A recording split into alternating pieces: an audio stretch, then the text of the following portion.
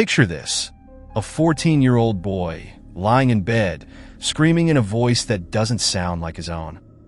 Furniture in the room moves by itself.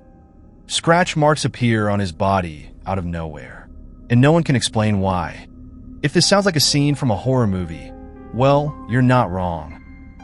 This is the real-life story that inspired The Exorcist, one of the scariest films of all time. But what if I told you that the real case of Roland Doe was even more terrifying than the movie? Let's dive into the chilling story of Roland Doe, the boy whose exorcism shocked the world. Our story begins in 1949 in a quiet suburb in Maryland, USA.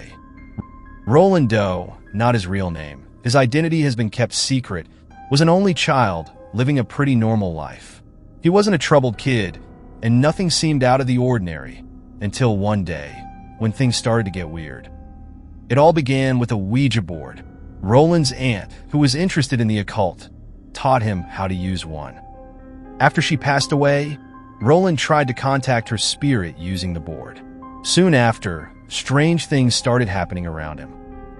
It began with simple things like scratching noises coming from the walls. His family thought it might be mice, but there were no mice. Then, the noises got louder. The entire bed shook at night. Roland's mother reported desperate for answers. They contacted doctors, psychologists, anyone who might help, but no one could explain what was happening.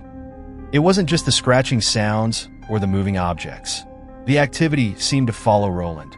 Wherever he went, things got strange. One time, in the middle of a family dinner, the chair Roland was sitting on started sliding across the room by itself. His cousin reported seeing his bed shake violently at night, even when he wasn't in it. Items like books, vases, and even a heavy dresser moved as if pushed by an invisible hand. The family couldn't deny it anymore. Something supernatural was happening. And then it got worse. Roland began speaking in strange voices, deep and guttural, unlike anything a young boy should be able to produce. He cursed, screamed, and spoke in languages he had never learned. His behavior became violent. At night, his family would hear his voice change. Sometimes he sounded like an old man, other times like something far more sinister. Let's pause here and talk about one of the most baffling aspects of this case. Example of xenoglossy, a phenomenon where someone speaks a language they have never learned, often during moments of possession or intense trance states. Even today, there is no scientific explanation for xenoglossy. It's one of those things that, if true, makes you question everything you think you know about the mind and the spirit world. During one of the exorcism sessions, a priest reportedly asked Roland in Latin, "Scariest," which means, "Who are you?" The boy, who shouldn't have understood the question, responded in Latin, "Ego sum legio," meaning, "I am legion."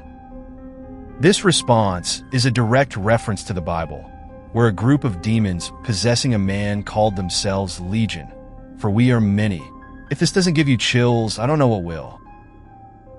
After months of dealing with this unexplainable activity, as the priest began the ritual, objects started flying around the room, and Roland's bitten, and he eventually gave up, saying the boy's case was too severe for him to handle. This wasn't a Hollywood script. This was happening in real life, witnessed by multiple people. Finally, the family was referred to Father William Bowdern, a Jesuit priest with experience in exorcisms. Father Bowdern was skeptical at first. He didn't want to believe that a young boy could be possessed. But once he saw Roland, he knew this was different. Father Bowdern, along with 2 other priests, began the exorcism rituals. It wasn't just a single session. This went on for weeks, and it was brutal. Every night, the priests would pray, and every night, Roland would react violently. He would scream, curse, spit, and even try to attack the priests. At times, his body would levitate off the bed, his eyes rolling back into his head. One of the most disturbing parts of the exorcism was the appearance of scratches on Roland's skin. Words would appear, seemingly carved into his flesh, like hell or evil. The priests witnessed this. Father Bowdern kept a diary of the entire exorcism process, which was later used as the primary source material for the Exorcist movie. In his diary, he described moments where he felt a chilling presence in the room, and he believed they were fighting against a powerful demonic entity. He later admitted that the exorcism was one of the most horrifying experiences of his life. The exorcism reached its peak one night when Roland suddenly went silent. He stopped thrashing, and for a moment, everything was calm. Then, in a voice that wasn't his own, he started speaking. The voice declared that it would never leave. The priests continued their prayers, louder and more desperate. Witnesses said the room became unbearably cold, like someone had opened a door to the Arctic. Then, without warning, Roland's body stiffened. He let out a guttural scream, and then he collapsed. After a few minutes, he woke up, and for the first time in months, he seemed calm. He looked at the priests and quietly said, "It's gone." The room fell silent. The priests didn't know what had happened, but they believed they had finally expelled whatever was inside Roland. He went on to live a normal life after that, with no more signs of possession. But the priests involved never forgot what they had seen. This case became the basis for the 1973 horror film The Exorcist. The movie was groundbreaking for its time, showing graphic scenes of possession that had never been depicted in mainstream cinema before. People fainted in theaters, some even had heart attacks. But the scariest part? Many of the scenes in the movie were directly inspired by the actual events of Roland Doe's exorcism. The levitating bed, the scratches appearing on his body, the voice changes. All of this came straight from the real-life diary of Father Bowder. The filmmakers changed some details, like making the possessed person a young girl instead of a boy, but the essence of the story remained the same.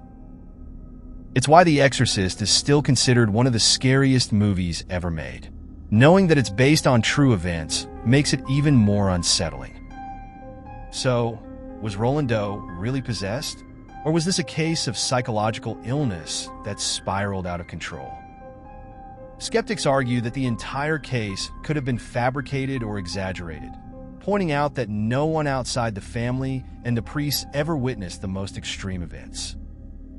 They believe Roland may have suffered from a condition like epilepsy or schizophrenia, which could explain some of the symptoms. But here's the thing, multiple priests, including highly respected ones like Father Bowder, believed they encountered a demonic entity. And they weren't the kind of people who jumped to conclusions. They were trained to look for psychological explanations first. For them, this was a last resort. In the end, whether you believe in possession or not, the story of Roland Doe remains one of the most disturbing and mysterious cases in paranormal history. It's a tale that continues to haunt us, making us wonder, what if it was real?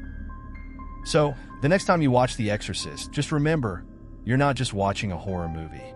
You're watching the reenactment of a nightmare that one boy, and everyone around him, lived through.